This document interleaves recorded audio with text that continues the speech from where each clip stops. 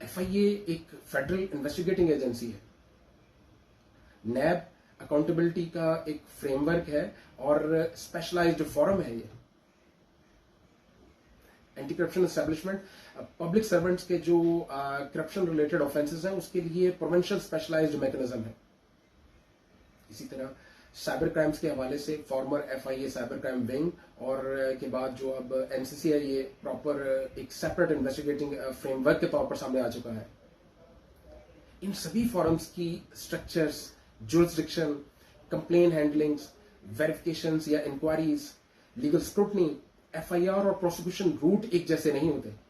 और अगर visa fraud है या ह्यूमन ट्रैफिकिंग में आप जानते हैं कि ट्रैवल हिस्ट्रीज, प्रोटेक्टर जो रिकॉर्ड है, पासपोर्ट मूवमेंट्स है, पेमेंट ट्रेल्स है, या इसी तरह विक्टिम की स्टेटमेंट है, वो लीगल वैल्यू उनकी क्या है।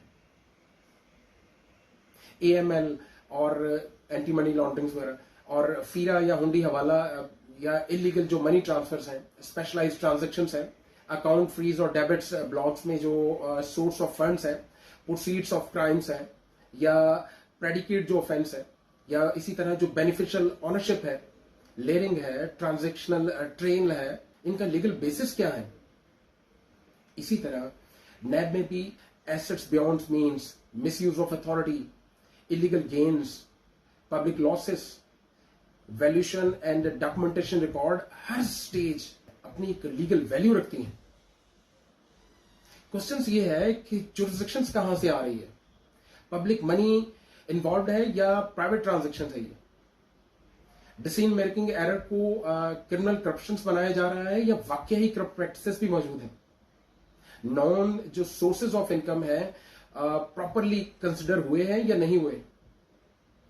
इसके बाद एनसीसीआईए में भी ऑनलाइन जो हरासमेंट्स हैं, डिजिटल फ्रॉड्स हैं, आइडेंटिटी मिसयूज हैं, फेक अकाउंट्स हैं, इलेक्ट्रॉनिक फॉर्जरी है, सोशल मीडिया स्पीचेस वगैरह हो जाती हैं ऑनलाइन, और इसी तरह जो डाटा रिलेटेड जितने भी एलिगेशंस हैं उनको सिर्फ स्क्रीनशॉट से प्रूफ शुदा ऑफेंस बनाया जाता है या नहीं।